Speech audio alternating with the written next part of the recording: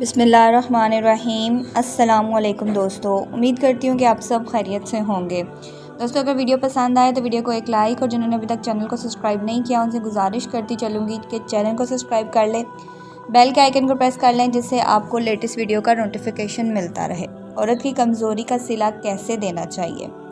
ہر عورت پر جسمانی کمزوری کے کچھ ایام آتے ہیں۔ ان ایام میں اللہ پاک نے بھی اس کو عبادت میں چھوٹ دی ہے، اس کی نمازیں معاف کر دی ہیں، اور اس کو روزے میں بھی وقت تک تاخیر کی اجازت دی ہے تاکہ وہ دوبارہ صحتیاب ہو جائے۔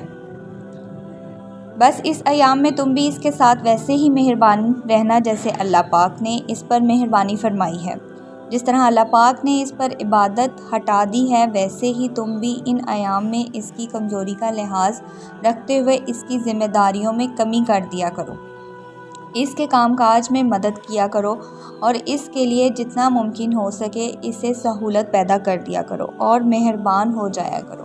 دوستو اگر آپ کو یہ ویڈیو پسند آئی ہو تو ویڈیو کو ایک لائک، اور جنہوں نے ابھی تک میرے چینل کو سبسکرائب نہیں کیا ان سے گزارش کرتی چلوں گی کہ چینل کو سبسکرائب کر لیں، بیل کے آئیکن کو پریس کر لیں جس سے آپ کو لیٹسٹ ویڈیو کا نوٹیفیکیشن ملتا رہے۔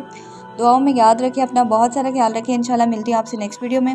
اللہ حافظ، جزاک اللہ، فی امان اللہ۔